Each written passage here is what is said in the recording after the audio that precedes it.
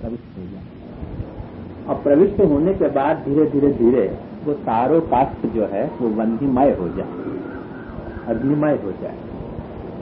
तद्वत लौकिक भाव जा वक़्त भगवत भाव के स्पर्श में आएगो तो वहां में वो भगवत ताप और भगवत रस को जो स्वरूप है वो संपर्क के कारण वहां में प्रज्वलित होगा और वो पूरा भड़कने लग जाएगा वास्तविक। अभी हमें दो प्रोसेस हैं, बाहर से अंदर जाने की और अंदर से बाहर आने की। चलना है अपने यहां भी यही लिए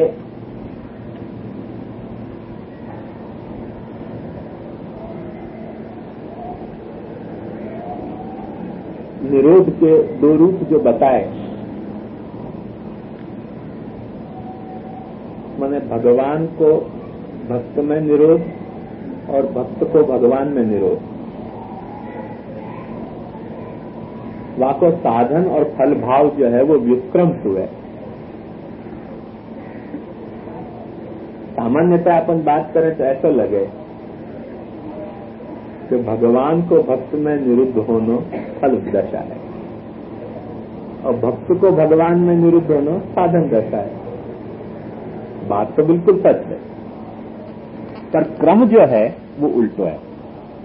वो जो आज आप पूछ रहे थे वो थोड़ा कुछ क्यों गड़बड़ी है हमें पता नहीं, पर वाको पूरा वाको मूल तात्पर्य में बता रहे हैं।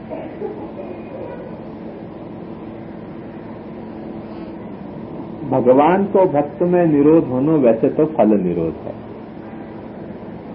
होना चाहिए, और भक्त को भगवान में निरोध साधन होना चाहिए। पर ये कृष्णाधीना तु मर्यादा साधीना पुष्टि रुच्यते वा न्याय से। यदि भक्त पहले भगवान में निरुद्ध होवे तब भगवान भक्त में निरुद्ध होए, या तरह की जो मर्यादा हो तो वो मर्यादा है। पुष्टि की उल्टी डिमांड हो जाए तो भगवान पहले भक्त में निरुद्ध होवे तो हम भगवान में निरुद्ध होए। ख्याल में आयो ना? या के लिए भगवान को जो भक्त में निरोध वो प्रथम होवे है साधन रूप से, और फल रूप से भक्त भगवान में निरुद्ध हुआ है यदि पुष्टि लीला है तो। और यदि मर्यादा लीला है तो भक्त जो है वो भगवान में निरुद्ध हुआ है, उसके बाद भगवान भक्त में निरुद्ध हुआ है। तो वही बात। अब भाव के और काष्ठ के, लौकिक भाव और काष्ठ और अलौकिक भाव और भगवत भाव की जो तुलना है वहां में कैसे आपको समझनो कि पहले भगवत भाव बाह्य से आंतरिक गति करे है, अंतर्गति करे। माने पहले भगवान निरुद्ध हुए है भक्त में, और भक्त को निरुद्ध होना क्या है कि भक्त के जो लौकिक भाव हैं उनको पूरा वन्नीमय हो जाना। जैसे काष्ठ को वन्नीमय हो जानो, पहले वन्नी काष्ठ से संपर्क करे तब काष्ठ वन्नीमय हुए, है ना? तब वाके अंदर रही भाई जो जलन सामर्थ्य है काष्ठ के अंदर, वो जलन सामर्थ्य तब प्रकट होगी कि जब पहले वन्नी जो है वो काष्ठ को सु कांटेक्ट स्थापित करे। वान्याय सु बाहर सु अंदर और अंदर सु बाहर, लीला के दो पक्ष हैं। बाहर सु अंदर ये सामान्य क्रम में संयोग को पक्ष है। बाहर सु जा वक़्त अंदर जा रहे हो, अलौकिक भाव जा वक़्त बाह्य सु अंतर्गति कर रहे हो है वो संयोग पक्ष है, और वही अलौकिक भाव जा वक़्त अंतर सु बाह्य गति कर रहे हो है तो वो विप्रयोग पक्ष हो जाएगा।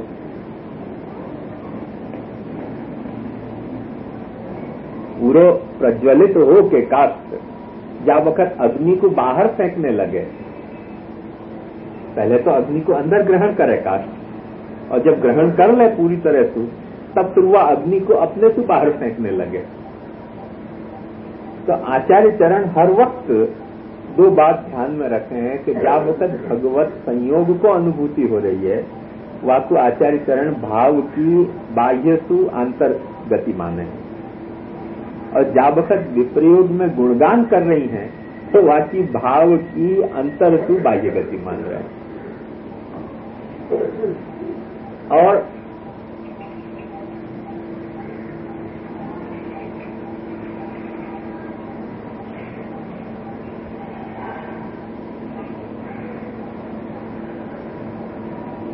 यही है या चले प्रकरण पर आचार्य चरण के हैं शब्दों ही धूमवल्लोके।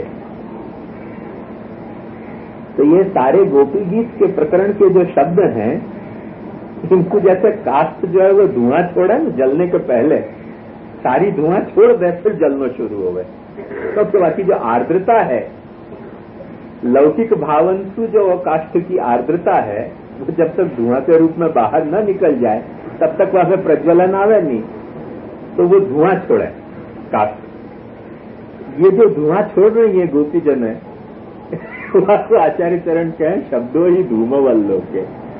ये जो सारे शब्द प्रकट हो रहे हैं, ये मानो उनके लौकिक भावन की जो आर्द्रता है वो या धुआं के रूप में निकल जा रही है। जयति तेजिकम जन्मनावृज श्रेष्ठ इंदिरा शश्वदत्र ही दयित दृश्यताम दीक्षितावका सही धृता सवस्वाम विचिन्वते। धुआं छोड़ रहे हो उनको हृदय। बहुत सुंदर समझावा। और ये जब धुआं छूट जाएगा पूरा, तब वो आर्द्रता दूर हो जाएगी और फिर सूखो लकड़ा जो है वो फिर धड़ धड़ धड़ धड़ करके जले, दोधूयमान होकर जले। जब तक गीलो लकड़ा हो तब तक धुआं छोड़े। तो जब तक लौकिक भावन की आर्द्रता रहेगी तब तक ये धुआं प्रभु छुड़वाते रहे हैं, संयोग को प्रदान करें, फिर तिरोहित हो जाएं, फिर धुआं छोड़े, फिर धुआं छोड़ने के कारण थोड़ी जो है वो माने वो लौकिक जो भावन की शुष्कता आवे, और वह शुष्कता के कारण वो आग को ज्यादा ग्रहण कर सके और ज्यादा आग को बाहर फेंक सके। तो जो भ्रमर गीत है वहां में धुआं नहीं छोड़ा है, वहां में तो अब आग छोड़ रहे हो, ऊष्मा छोड़ रहे हो है, अग्नि को प्रक्षेपण कर रहे हैं, वो स्थिति है भ्रमर गीत की। पर युगल गीत की जो स्थिति आचार्य चरण माने कि धुआं छोड़ रही है, हाँ सॉरी गोपी गीत की, गोपी गीत की जो स्थिति है वो धुआं छोड़ने की स्थिति, और भ्रमर गीत में तो फिर वो अब आग निकल रही है। तो बाकी वो तुलना यहाँ कहें कि लौकिकेषु तु भावेषु यत्रैव हरिवेशनम, जा भी लौकिक भाव में, ये तो गोपिका के प्रसंग में है। चाहो तो कंस का भी घटा लो, कंस भी धुआं छोड़ते तो एक एक असुरन को भेज के नित्य प्रति नई नई आज्ञाएं दे के या कुमार के लाओ वह कुमार के लाओ, वो धुआं है शिवा की। क्योंकि हरि को वेशन हो गया तो वहाँ के द्वेष में, वहाँ के भय में हरि को वेशन हो गया तो वो धुआं छोड़ने लगे। तो जहां भी लौकिक भाव में हरि को वेशन भयो निवर्तते तदेवात्र वन्हेर दारुमयम यथा। वो लौकिक भाव जो है वो खुद अपने आप जलने लग जाएगा और अपने आप जल के अपने आप राख हो जाएगा, तो फिर जलाने की जरूरत नहीं पड़ेगी। निवर्तते तदेवात्र, एक वक्त जब पूर्ण तरह से प्रज्वलित हो जाए फिर अपने आप ही राख बन के खत्म हो जाएगा। एवं सर्वगतो विष्णु प्रकटश्चेन्न मने वन्धिवद विशेष तावन्न लीयते सर्वम इति कृष्ण समुद्यम। मुझे लगा शायद भ्रमर गीत में ही है ये कारिका। तो विष्णु तो सर्वत्र है, शायद विष्णु शब्द को जो व्युत्पत्ति पर ध्यान दो तो विष्णु का अर्थ हो जो व्यापक हो। विष्णु माने जो विशरणशील व्यापक हो, बाकी विष्णु को एक लिए विष्णु और जिष्णु दो नाम होते थे एक ही दिन। जिष्णु माने जो जयशील हो और विष्णु माने जो व्यापनशील हो। चल में तो सर्वगत जो विष्णु है वो प्रकटश्चेत, वो प्रकट होके सर्वगत तो है, माने पोटेंशियली वन्ही जो है वो लकड़ा में आदि तत्व में रहे, पर प्रकट वा को संपर्क जब तक ना आए और प्रकट होके जब तक वहां के संपर्क में ना आए तो अपने आप तो लकड़ा कोई जलेगा नहीं। तो प्राकट्य जो है वो पहली शर्त है। सर्वगत के प्राकट्य होना ये पहली शर्त है। मने प्रभु को भक्त में निरुद्ध होना ये पहली शर्त है। तावन्न लीयते सर्वम, जब तक वो खुद निरुद्ध न हो जाएगो तब तक जो है वो प्रपंच लीन कैसे हो पाएगो।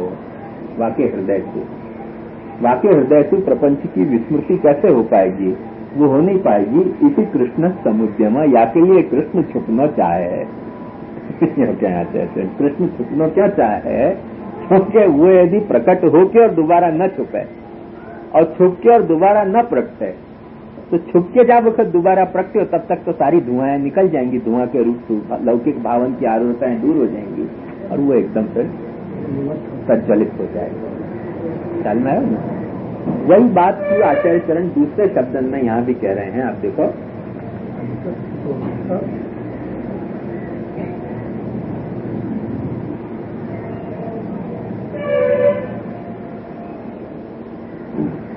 अंतस्थितः रसो पुष्टो बहिश्चेन्न विनिर्गत सदा पूर्णो नैव भवेद इति वांग निर्गम सदा।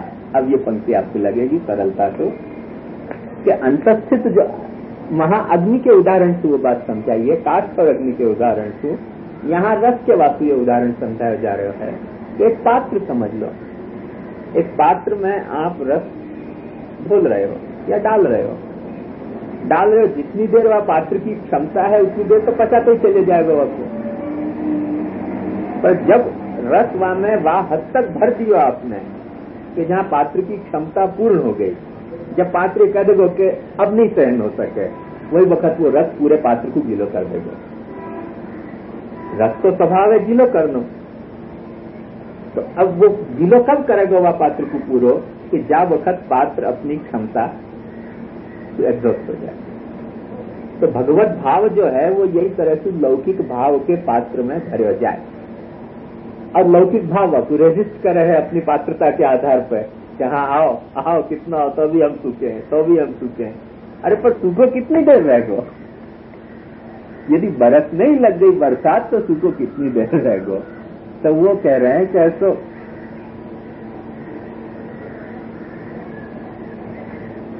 अंतस्थित रस पुष्टो, अब अंतस्थित तो रस भयो एक बखत, अब वो धीरे धीरे पुष्ट होने लगे।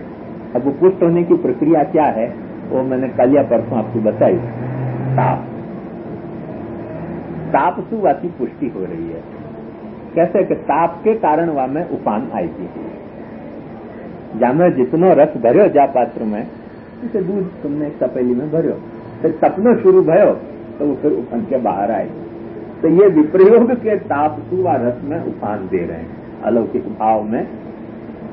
अंतस्थितो रसः पुष्टो बहिश्चे न विनिर्गतः सदा पूर्णो नैव भवेत् इति वांग निर्गम तथा। या के लिए वो रस को उच्छलन जो है वो या रूप में जताया जा रहा है, ये वाणी के रूप में। और ये बात आचार्य चरण को क्यों कहनी पड़ी, ये बात या लिए कहनी पड़ रही है कि आचार्य चरण ये उपक्रम नहीं है, जो तामस भाव और राजस भाव उच्छलित हो गए हैं उनको जस्टिफिकेशन नहीं है। जो आने वाला निर्गुण भाव है या सात्विक भाव है, वाकई लिए तो वकालत करने की जरूरत ही नहीं है। वो केस तो ऐसा है कि अपने आप छूटेगा, सामने आए और वो केस छूट जाएगा। जी को गालियां देने को जस्टिफिकेशन है, ये गालियां देने को जस्टिफिकेशन है। जो कसकस की गाली दी है तो वाकई आचार्य चरण ये व्याख्या करेंगे भाई इनको गाली के रूप में मत लो, ये अंतस्थित रस जो है वो छलक के बाहर आ गया, बस बात इतनी सी है। मैंने सवाल ये था कुलकर्णी जी के भगवान प्रकट हो इसलिए तो प्रार्थना इन्होंने शुरू की, अब प्रार्थना करने के बजाय गालियां दे रही हैं। अब कुहक कह दिया, कितव कह दिया, यानी धूर्त कह दिया, ठग कह दिया। अब वो गालिब कहता है ना कि तेरे बेमहर कहने से वो तुझ पर मेहरबान क्यों हो। तो बेमहर कहने से तो मेहरबान नहीं हो जाएगा। तुम किताब कह रही हो, कुहक कह रही हो और फिर कह रही हो कि प्रकट हो जा, तो क्यों प्रकट हो जाए। तो कहते हैं प्रकट होगा, इसलिए प्रकट होगा कि वो अंतस्थित रस जो है वो छलक के बाहर आ गया तो पूर्ण लौकिक भाव को वो आर्द्र कर देगा अपने भगवत भाव से, और वो जो आर्द्र कर देगा तो फिर बाहर प्रकट होने में कोई तकलीफ नहीं होगी। आई ना बात। तो ये वाणी से तामस और राजस भाव बहिर होके उन गोपी में से निकल जाएंगे। बोलो प्रभु जी, तुमको क्या लगे? थोड़ा सा ऐसा अपन करें। हाँ? क्यों? निकल सके अपने जब जो लौकिक है वो निकल जाएंगे। सही। दरअसल या तो सबसे बड़ा प्रमाण जब वक्त कुरुक्षेत्र में गोपीजन मिले उन्होंने वहाँ झगड़ा नहीं न तो गाली दी न आग्रह भी कियो कि तुम हमारे साथ पाछे लौट के चलो, केवल इसमें ही कही कि हमारा चित्त तुम्हारे में लगे हुए, वो सात्विकता उनको प्राप्त हो गई। अब सवाल ये रहो कि श्रेष्ठ हुआ तो कि श्रेष्ठ ये हो। सवाल ये रहो कि श्रेष्ठ वो सात्विकता आती कि श्रेष्ठ ये तामसता है। तो कल के हमने थोड़ी हिंट दी थी कि स्थिति को उत्कर्ष और पूरे प्रक्रिया को उत्कर्ष, माने जन्म स्थिति और संहार, इन तीनों प्रक्रिया में जो उत्कर्ष है वह के कारण अंतर आ जाए। माने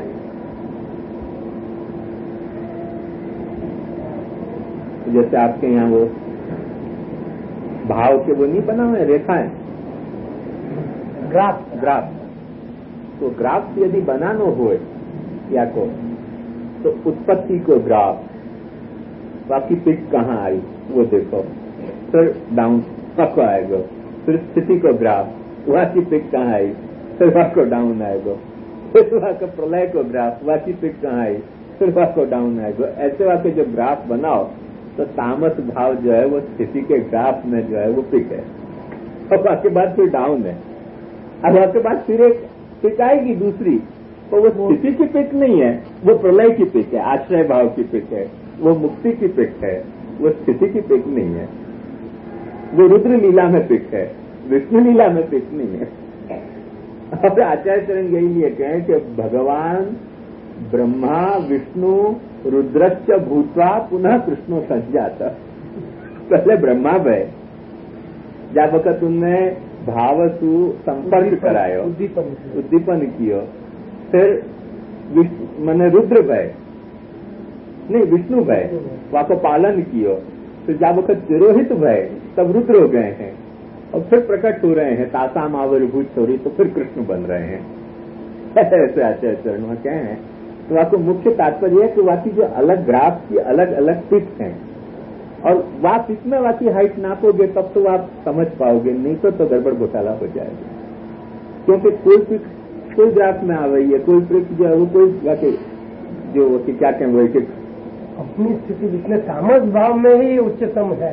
माने जो लोक में प्रभु के प्रकट होने की लीला है, वह लीला में यासु श्रेष्ठ लीला कोई संभव नहीं है। अब या के बाद जो प्रभु के तिरोहित होने की मथुरा पधारने की लीला है, तो ठीक है, वो डिपार्टमेंट उनको वो जाने, वो डिपार्टमेंट अपने को तो पता नहीं। कल में यही लिए हमने पंचशती ने आपको कर्तव्य में लिखो कि ब्रजभक्त सब जो हैं वो तामस हैं, और तामस को मतलब है कि उनमें आग्रह है।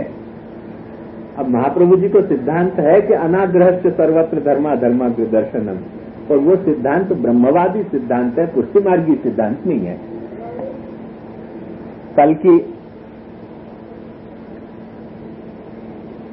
कल की बात मैं याद संदर्भ में कह रहा हूं कि अनाग्रह से सर्वत्र धर्मा धर्माग्र दर्शनम, मैंने अपने को किसी भी बात को आग्रह नहीं रखना चाहिए, या तरह की मनोवृत्ति प्राणी की होनी चाहिए। ये उपदेश महाप्रभु जी ब्रह्मवाद के फ्रेमवर्क में दे रहे हैं, पुष्टि मार्ग के फ्रेमवर्क में नहीं। पुष्टि मार्ग के फ्रेमवर्क में तो थोड़ा बहुत आग्रह होना ही चाहिए। शौक दीदार अगर है तो तकाजा भी करो। जो तकाजा नहीं कियो तो शौक के दीदार को मतलब क्या रह जाएगा। निरीह भाव से आके खड़े रह गए और ऐसा तथैव तस्य लीलेति मत्वा चिंता द्रुतं त्यजेत् सर्वेश्वरस्य सर्वात्मा निजेच्छा तत् करिष्यति। तो फिर ये ब्रह्म ज्ञान तो भयो पर पुष्टि भक्ति नहीं भई। तो भगवान को दर्शन देना होगा तो देंगे और नहीं देना होगा तो नहीं देंगे, और सबके मन वाणी और सबके प्रेरक तो भगवान ही है।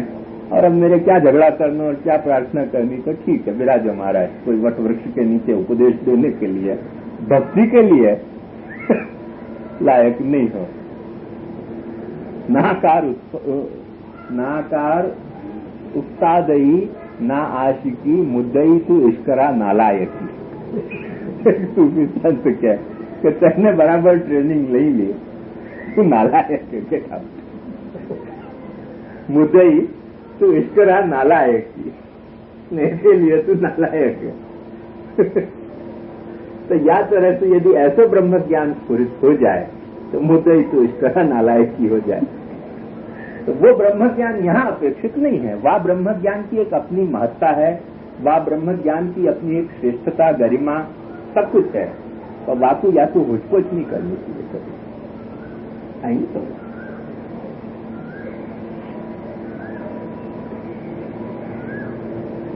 तो ये पहलो और दूसरो जो है, इन्हें देखो यही लिए एक दो में उनने डालियो है। ये बड़ा बुद्धिमत्ता तो काम किया जाए, एडिटर ने ये काम किया, क्योंकि यहाँ में प्रथम और द्वितीय श्लोक को संग्रहित कर रहे हैं। आगे आने वाले को कोई जस्टिफिकेशन नहीं है, वो तो सेल्फ जस्टिफाइड कोर्स है, केस है। अन्या पुनः कोमला, देखो भाषा कैसी वापर है कि आदमी तब नहीं भ्रांत हो तो भ्रांत हो जाए। अब इनको कोमला नहीं की, जब ये भगवान को गाली दे रहे हैं तो महाप्रभु जी भी वही तामस भाव से इनको गाली दे रहे हैं। पर चोर कहाँ पकड़ा हुआ मन को कि उनके लिए इतना पेज लिखे और इनके लिए 2 लाइन में। मैंने सुबोधनी लिखने की भी बहुत वृत्ति, चरण को जगह नहीं है, क्योंकि गाली नहीं दे तो अपन क्या व्याख्या करें बाकी। ठीक है भाई, ब्रह्म ब्रह्म जैसा तो है ही, बोलोगे तो भी गड़बड़ी हो जाएगी, नहीं बोलो तो ही अच्छा है। शंकराचार्य के वहां में आवे भाष्य में कि बाष्कली में 3 बार जाके पूछो ब्रह्मोपदेश करो, गुरु जी चुपचाप बैठे रहे। तीसरी वक्त जब जिद करके बोले भाई बोलो क्यों नहीं बोल रहे हो, और बोले 3 वक्त बोल रहे हो, तू नहीं समझा मैं क्या करूं। उन्हें कि क्या बोले, यही बात के बोलने लायक नहीं है कुछ। अब जहाँ निर्गुण भाव है वहाँ क्या बोलना, चुप रहना ही अच्छी बात है। वहाँ तो महाप्रभु जी भी 2-4 लाइन कोई तरह से लिख के और वाचस्कर को क्लोज करें। पंक्ति तो लेखनी तो तब चले कि जहाँ वक्त 2-4 गाली पड़े ठाकुर जी को, तो पंक्ति में फिर शाही में भी थोड़ी गति आवे। क्या के लिए कह रहे हैं, अन्या पुनः कोमला बहुधा त्वया रक्षिता इदानीमपि पालय इत्याहुर विषजलात्ययादिति। विषजलम कालीय हृदजलम तत्पीत्वा सर्वेव बालका दावश्च मृता ते पुनर्जीविता व्याला सर्पा कालीय सुदर्शनादय राक्षसा तृणावर्तादय तेषाम् एकवद्भाव तस्मादपि रक्षिता वर्ष मारुताद् इन्द्रकृतात् तत्रैव वैद्युतानि अनलो दावाग्निश्च तयोरप्येकवद्भाव वृषो योऽयम् मयात्मजो व्योमासुर तस्मादपि रक्षिता न तासां भूत भविष्यद् विषयक पदार्थ ज्ञान निर्बन्धोऽस्ति सर्वज्ञत्वात् किं बहुना विश्वत एव भयात् पालने हेतुर्ऋषभ इति भर्ता हि पालयत्येव अतः सर्वदा पालक इति इदानीमपि पालय इत्यर्थ ते च मारका बाह्या इदानीं तनस्वान्तर इति सर्वथा पालनीया। ये सात्विक गोपी हैं, ये गाली नहीं दे पा रही हैं, केवल भगवान को थोड़ी सी याद दिला रही हैं कि तैने हर वक्त हमारी रक्षा करी और हर वक्त रक्षा करी। वो हर वक्त जो मारने आने वाले तथ्य हते हमको, वो बाह्य हेतु हते, हर वक्त मारक हेतु जितने हते वो बाह्य हते, या वक्त आंतर कोई मारक हेतु पैदा भयो है। तो जैसे बाह्य हेतु से हमको बचायो, बाह्य हेतु से जब बचायो तब आंतर से तो पहले बचाना चाहिए। क्यों कि यदि तू बचावे है हमको और बचा तो आयो है, तो सिद्ध हुआ है कि तेरे को बचाना हमको अभिप्रेत है, अभिष्ट है, और तेरे को बचाना अभिष्ट है हमको, तो वह वक्त तो बहुत अल्प बाधा आती, बाह्य बाधा आती, तो या वक्त तो कोई आंतर बाधा उपस्थित हुई है, या वक्त तू नहीं बचाए तो और कौन बचा सके। वो कृष्ण है, वो तो उनको खबर नहीं था, बाकी मुझे नहीं। क्या बोली? बाबा का कोई डायरी है, वो दादा हमारा जो भक्ति करके डायरी किया उसका काम से लिखा है, तो वो कृष्ण ही है, कृष्ण के काम नहीं, जो मारक हेतु होते हैं वो बाई हते या वक्त मारक हेतु अंतर है, विप्रयोग है। अब बचाने वाले तो कृष्ण है, वो गिनाए ना बेटा, ध्यान देते। विष जलम काली हृदय जलम, काली हृदय का जल इतना विष जल हो गया तो जो वहां जाते ना उसी के बेहोश हो जाते। तत्तीत्वा सर्व एव बालका गावश्च मृता ते पुनर्जीविता। चलना है ना?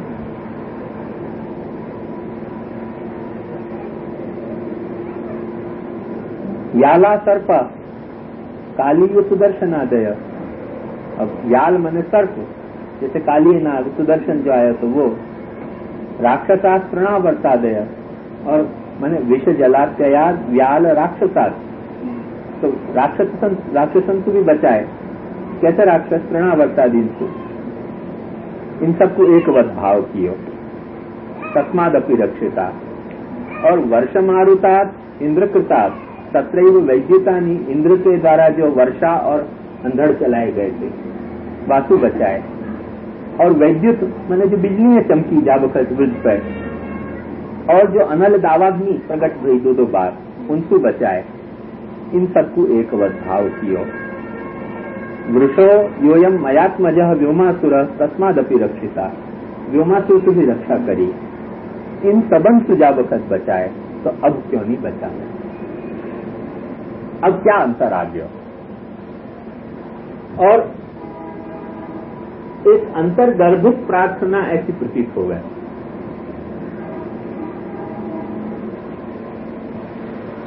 मैंने ये तो या को लीला पक्ष में, और आध्यात्मिक पक्ष में भी देखो।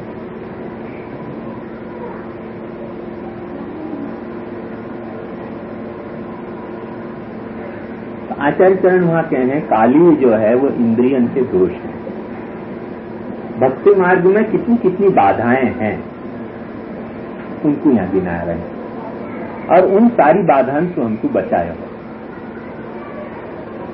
इंद्रिय दोष भक्ति मार्ग में बाधक है, क्योंकि इंद्रियन के द्वारा प्रपंचासक्ति पहले हुए। इंद्रियानि प्रमाथीनि हरन्ति प्रसभम मन, वचे ही यस्येन्द्रियाणि तस्य प्रज्ञा प्रतिष्ठिता, भगवान कहते हैं।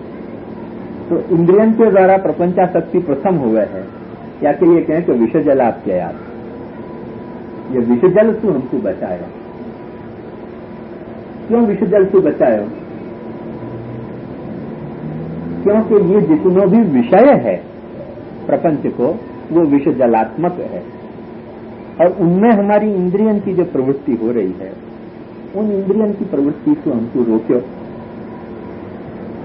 दरअसल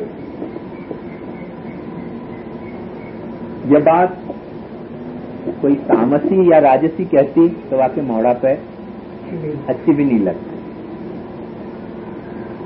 चलना है। बाकी गोपी के चरित्र की संगति सोचो तो ये सात्विकी गोपी है।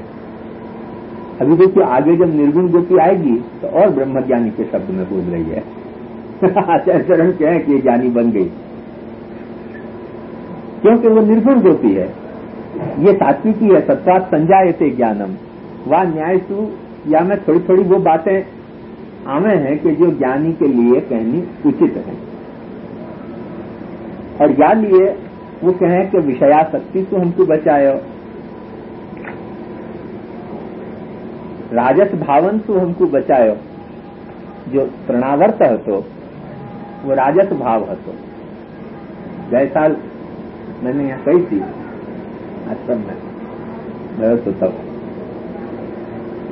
कि जितने भी राजस भाव हैं वो ठाकुर जी को ऊपर उड़ा के ले जाए, अपने अंदर रह गए। जैसे तृणावर्त आयो,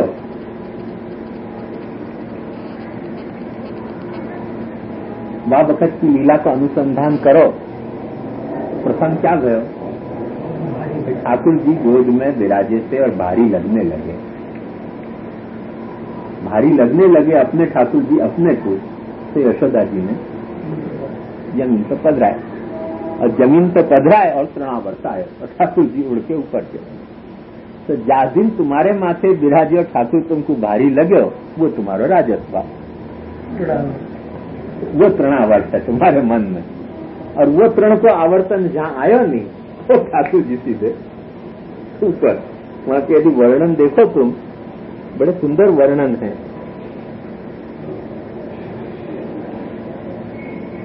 कैसी भयंकर स्थिति वही होगी।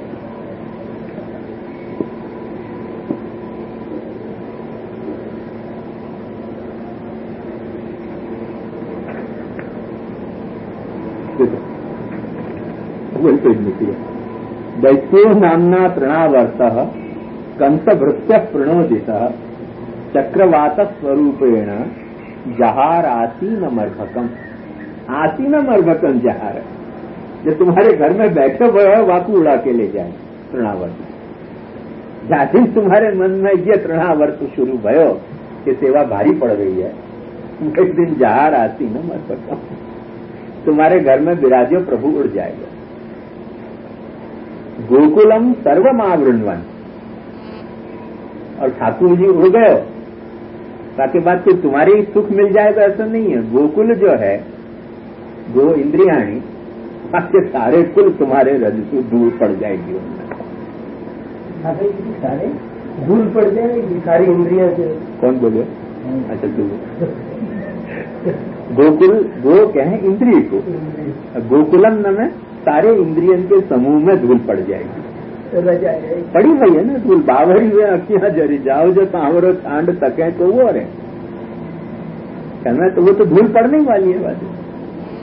मुष्णन चक्षुषी रेणु की, और आंखन में आंखें उनकी खो गई, इतनी धूल पड़ी आंखन में। पूरयन सुमहाघोरम शब्देन प्रदिशो दिशा, और जितनी दिशाएं होती और प्रदिशाएं होती उन सब में एक बहुत झंझावात को ऐसा घोर शब्द पैदा गयो। मुहूर्तम अभवत गोष्ठम रजता तमसावृतम, एक मुहूर्त भर के लिए सारो जो गोष्ठ तो वो रज और तमस अंधकार से घिर गयो। सुतम यशोदा ना पश्यत स्वयं न्यस्तवती यतः। इसी सुंदर बात कि अपने बेटा को जहां बैठायो वहीं वाकू यशोदा को नहीं दिख पायो कि कृष्ण कहाँ गयो। स्वयं न्यस्तवती यतः, क्योंकि छोड़े तो वही नहीं है तो भारी मानते।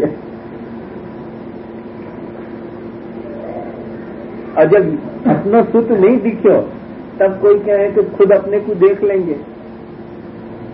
कुछ लोग कहें कि ब्रह्म को नहीं देखेंगे, उद्धरे आत्मनात्मानम आत्मानम अवसादे, आत्मिको आत्मनो बंधु आत्मा ही और पूरात्मा, ऐसे हम आत्मज्ञान कर लेंगे। तो आचार्य चरण मैंने भागवतकार कहे ना पश्यत कश्चन आत्मा। जब वक्त ये कृष्ण नहीं दिखे वह वक्त तुमको आत्मा दिख जाएगी, या भ्रांति में मत रही हो। ना पश्यत कश्चन आत्मानम परंचापि विमोहित, और जब आत्मा ही नहीं दिखी तो पर क्या दिखे तुमको।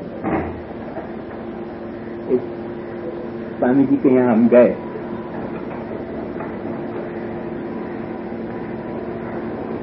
अहम ब्रह्मास्मि का उपदेश चल रहा था, हमारा अपॉइंटमेंट था उनके साथ। हमारे दादाजी की हॉस्पिटल चुनार में है, उनको देनी थी। हमने ऐसे सुना कि उनके वर्कर खूब है, तो हमने कहा भाई उनसे एक आध वर्कर ले लें तो हमारी हॉस्पिटल चलती रहे। अब वो अहम ब्रह्मास्मि के उपदेश में इतने तल्लीन थे, घंटा भर तो हमको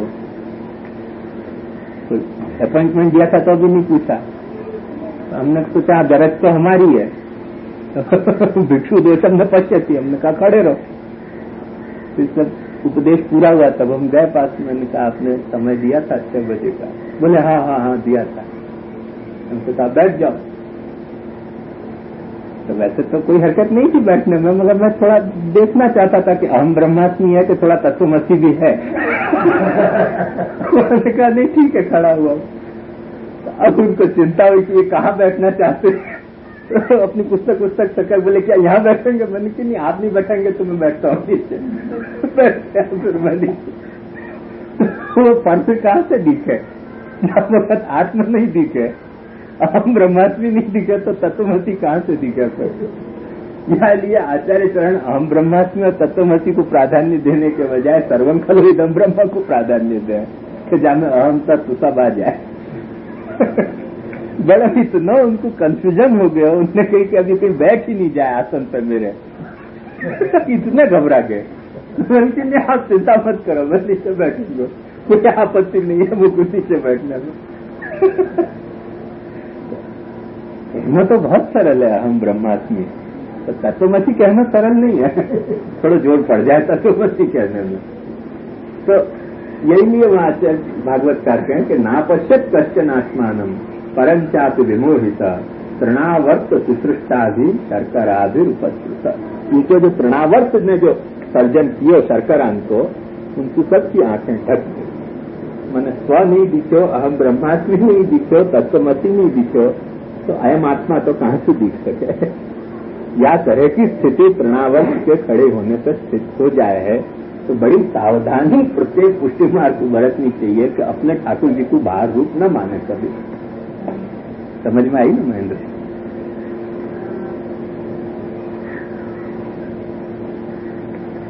कई लोग अपरस्मी पलया लिए ठाकुर जी को बाहर रूप माने, कई लोग जो है वो रीत नहीं निभाया लिए ठाकुर जी को बाहर रूप माने, कई लोग जो है वो हम घर में तो क्या करेंगे या लिए बाहर रूप माने। अरे अपरस बड़ी के ठाकुर बड़ो तुम्हारे। तो ऐसे ऐसे हेतु, मिथ्या हेतु उनको ठाकुर जी को बाहर रूप मान लो तो तृणावर्त जब घूम जाए गोकुल पे नात्मानम अपश्य पर परंचापि विमोहित स्थिति हो जाए, तो या स्थिति से बचना तृणावर्त सु प्रत्येक पुष्टि मार्गी को प्रथम कर्तव्य है, यदि गोपी जी समझ में आते हो तो।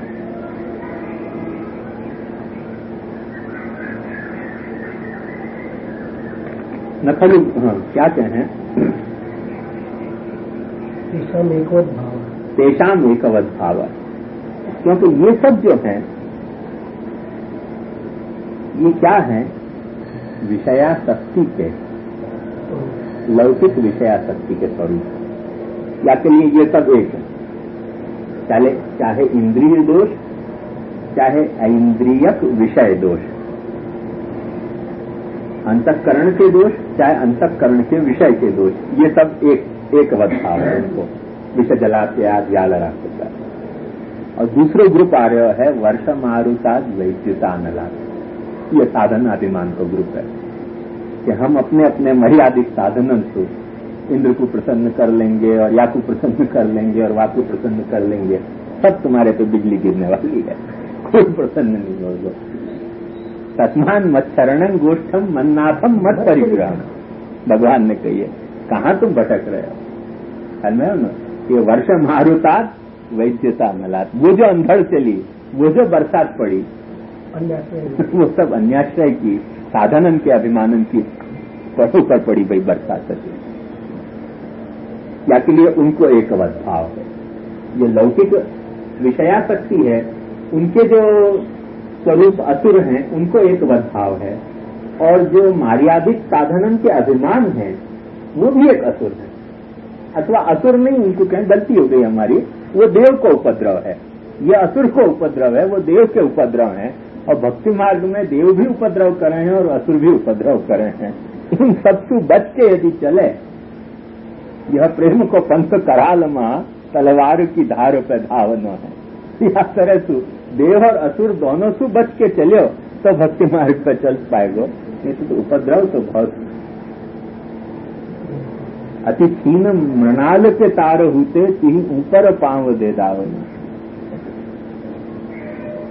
कमल तोड़ है ना, कमल तोड़ने के बाद डंठल में के तार नहीं निकले, अति छीन माने बहुत छीन, जो मृणाल के तार हैं, अति छीन मृणाल के तार होते तीन ऊपर पांव दे धावनो है, यह प्रेम को पंथ कराल महा तलवार की धार पे धाव। तो इससे जो है ये देव और असुर दोनों से बच के यदि तुम अपने स्नेह को निभा पाए, केवल भगवद आसक्ति को, तो निभेगो, नहीं तो दोनों बाजिया में उपद्रव है। और यही भी आचार्य चरण कहे कि सदा माने यदि तुम अपनी सेवा को भोग उद्वेग और प्रतिबंध से रहित नहीं कर पाए, और यदि प्रतिबंध तुमको अनवरत कायम ही रहे, सेवा में भोगोद्वेग कायम ही रहे, तो कहें तदा असुरोयमति निर्धार तदा अन्य सेवा कृताति व्यर्थास्यात्। यदि तुम सबसे बड़े रिझवार कृष्ण को नहीं रिझा पाए, तो और कौन से देवता को तुम रिझा पाओगे, और अपनी आत्मा को कैसे रिझा पाओगे? तो सबसे बड़ो रिझवार कृष्ण वाकु जब नहीं रिझा पाए, तो और कौन को तुम रिझा पाओगे? तदा अन्य सेवा कृताति व्यर्थास्यात् तदा ज्ञान मार्गेण स्थातव्यम। माने ज्ञान मार्ग का मतलब वहां मर्यादा तो ज्ञान मार्ग वाला मार्ग नहीं, ज्ञान मार्ग का मतलब ये कि भाई अब जो कुछ है ठीक है, मैंने उमर संयम वाला मार्ग, come with old Khayyam and leave the wise, one thing in certain that life life, one thing is certain that is life the flower once blown forever it dies. वो जो है वो ज्ञान मार्ग है, बैठो आनंद से मौज मारो मरो। तो ये जो है वो वह मार्ग को यदि या कृष्ण को नहीं रिझा पाए, तो फिर वह मार्ग में ही रहने की। या के लिए कहें कि तेषाम एकवत् भाव वृषो योयम मयात्मज व्योमासुर तस्मादपि रक्षिता, और व्योमासुर से भी हमको रक्षा करी। न तासाम भूत भविष्य विषयक पदार्थ ज्ञान निर्बंधोस्ति सर्वज्ञत्वात्, क्योंकि अब ये सात्विकी गोपिकाएं हैं, इनको भूत भविष्य वर्तमान सारी लीलाएं दिख रही हैं, या ही ऐसे ये कह रही हैं। मैंने जिनको रक्षा कर ली है और जिनको रक्षा करेंगे उन सबको उल्लेख ये कर रही है, क्योंकि सात्विकी है, तत्वात् संज्ञा ऐसे क्या। किम बहुना विश्वत एव भयात, विश्व सारे भयन को हमारो पालन कियो है, और पालन क्यों कियो? तो बड़ा सात्विक भाव कह रही है कि हेतु ऋषभ है, भरता ही पाले। अरे भाई तू हमारा पति मैंने पति है, तू हमारा भरता है, तू नहीं पालन करेगो तो और कौन पालन करेगो? अतः सर्वदा पालक इसी इदानीम अभी पालय इत्यर्थ, तू सर्वदा पालन करतो आयो है, तो अभी भी पालन कर। तेज मारका बाह्या, वो जो मारक थे, ये देवकृत उपद्रव या दानवकृत उपद्रव, ये तो सब बाह्य उपद्रव आते हैं।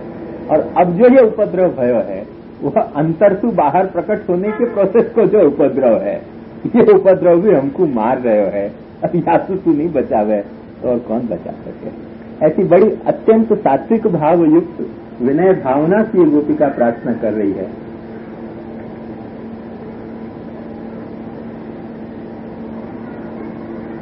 अंतर अपने को राजस तामस को अपन ने या को भाव को भाषा को अपन ने अंतर देखो।